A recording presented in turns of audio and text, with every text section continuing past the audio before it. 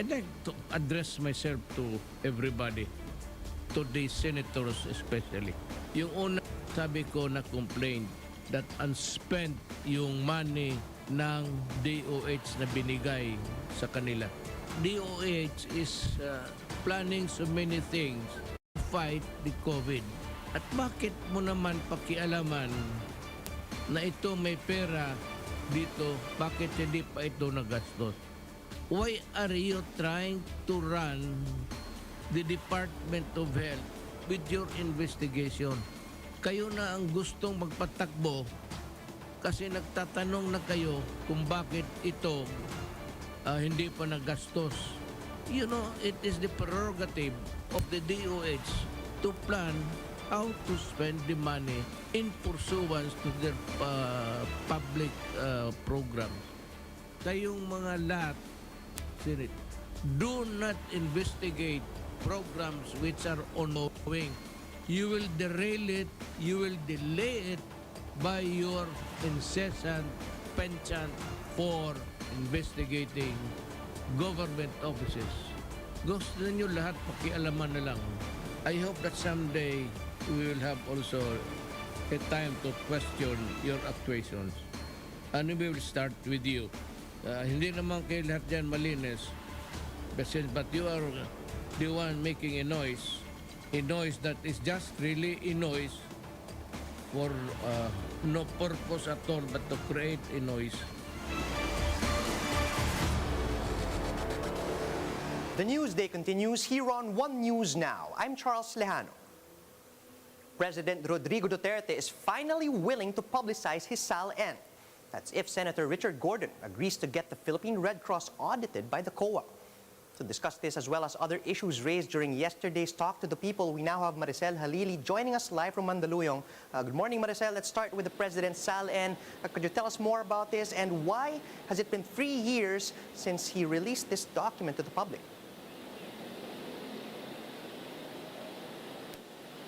Hi, Charles. Actually, President Duterte last night did not categorically say that he is willing to release his SALN. That's actually the interesting part. Because during his talk to the people last night, he actually challenged Senator Gordon that he should open his book, and he will open his. But the thing is, he did not specifically mention that he is willing to publish or he is willing to show to the public his statement of assets, liabilities, and net worth. This is the most interesting part because, as we all know, since 2018, President Duterte has yet to release his SALN. Every time we ask Malacanang about the details of his SALN or if he's willing to release it and show it to the public, Secretary Roque has been consistent in saying that it will depend on the Ombudsman. As far as Malacanang is concerned, President Duterte has already done his part of submitting his SALN annually to the Ombudsman, and it's up to the Ombudsman to decide whether to release the SALN to the public or not. The thing is, it is very clear on the policy of the Ombudsman that that particular office needs approval from the person who actually submitted SALN, in this case the President, before they can release it to the public. And up until this moment, President Duterte has not given his approval for the release of his SALN to the public. Right, but then let's talk about whether the PRC can actually be audited by COA, and is it possible, even if they agree to such condition, will the COA actually go ahead and audit them? Well, it's a bit confusing at this moment, Charles, but if we based it on the provisions cited at on the Philippine Red Cross Act of 2009, it is clearly stated there that the Philippine Red Cross must submit annual report to the Office of the President. This annual report will include their activities and the financial status of that particular agency. But we have to make it clear that the Philippine Red Cross is not a government agency. It is a non-government humanitarian organization, and the mandate of the COA is to audit government agencies. COA can also audit non-government organizations if these NGOs are receiving funding from the government. So we have to clarify it whether the Philippine Red Cross is receiving funding from the government, because as far as we're concerned, there is no allocation for Red Cross. Right, Marcel, let's explore that other issue raised as to whether it is allowed under law for Senator Richard Gordon to still be holding the PRC chairmanship while holding a public office. And incidentally, how long has he been holding this position? Well, Senator Gordon has been holding the position for several years now. This is actually one of the questions of President Duterte. He actually questioned during his talk to the people last night whether there's a conflict of interest, considering that Senator Gordon is still, well, part of the upper house, and he's still holding the chairmanship on the Philippine Red Cross. But I understand there was already a petition before questioning the position or the multiple function of Senator Gordon as a senator and at the same time as chairman of the Red Cross. But considering that he is still handling both positions,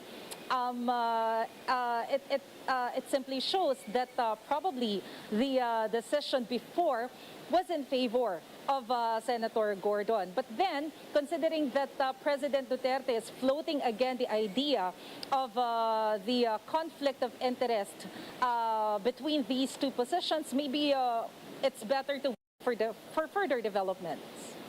Right, Marcel, assuming for the sake of argument that the audit does proceed and they do find some irregularities in PRC's books, what can the government do? I don't know, Charles. Maybe we can wait what the government can do, because even based on the speech or the statement of President Duterte last night, this is just an idea that he wanted to float. Just to put it in context, President Duterte started criticizing Senator Gordon when they started the Senate investigation about the alleged overpriced medical supplies and the underspending of the Department of Health. After that particular incident, after the Senate started the investigation, President Duterte also started criticizing Senator Gordon. We can recall that President Duterte even told his cabinet secretaries to just ignore the COA report and just proceed to their jobs. But his statement last night says otherwise, because it was President Duterte who actually asked COA to do the audit report of Philippine National Red Cross. So let's see what will happen. Wait and see what Malacanang does next. Thanks for that, Marcel. That was Maricel Halili reporting live from Mandaluyong.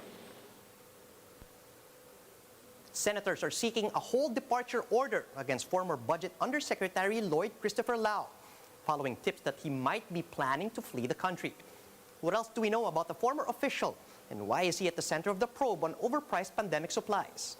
Mobile journalist Pamela Vasquez gives us the front seat to the story.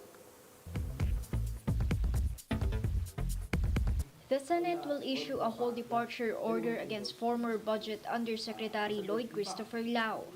That's according to Senator Richard Gordon. He called up Senate President Tito Soto at 2:30 in the morning to request this urgently. They had been tipped off that Lau had secured a visa and was preparing to flee. May whole departure order, at least may lookout order sa kanya in any of the airports kung lalabas siya. Dahil malaking bilyon ng papaliwanag niya. Lau was the head of the procurement service of the Department of Budget last year. He signed off on the purchase of millions of face masks and shields that the Commission on Audit said were overpriced. Under his watch, face masks were 27 pesos per piece, while face shields cost 120 pesos. Pinapaaral po kung sino pang ibang bansa na gumagamit ng face shield. Halos wala eh. Ginawa nila na kailangan mag-face shield para kumita palalo. More than 8 billion pesos in contracts were awarded to Pharmally Pharmaceutical, a newly set up company with ties to Michael Yang, President Duterte's former economic advisor. In a recent briefing, Senator Risa Hontiveros presented documents that showed that 3 people connected to Pharmally were wanted in Taiwan for embezzlement and other financial crimes. Perhaps it's not just about PPEs, the testing.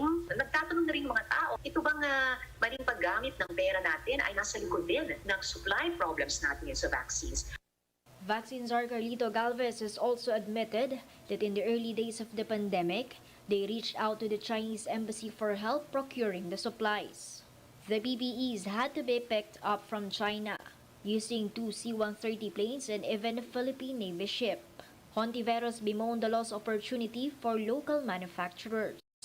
The Senate will continue its investigation next week and has summoned Lau once again, along with 2 other Davao executives, Undersecretary Anderson Law of the Presidential Management Staff and overall Deputy Ombudsman Warren Leong. I'm Pamela Vasquez and we are One News. Vice President Leni Robredo may announce her plans for the upcoming election soon. This was confirmed by her spokesperson, Attorney Barry Gutierrez, in an interview with 1PH sa Totoo Lang. Gutierrez said that just last week, about 200 groups urged Robredo to run for president in 2022. He assured the public that Robredo will consider this, along with several factors, before making her final decision. Si BP naman, ito ang posisyon eh. Kung personal na ambisyon lang ang pag-uusapan, wala talaga siyang ambisyon. Sa totoo, ilang beses na sinabi to, hindi niya ambisyon ang maging Pangulo. Pero sa pagkakakilala ko kay BP Leni, siya rin ay isang tao na hindi tumatalikod sa tungkulin. Sa handa lang at sa willingness, of course, hindi tatalikuran ni BP Leni yan. Pero may mga ibang konsiderasyon, di ba? Yes. Anong yun. But definitely, tingin ko, merong malaking factor itong paglabas ng madaming tao at madaming grupo at pagdeklara.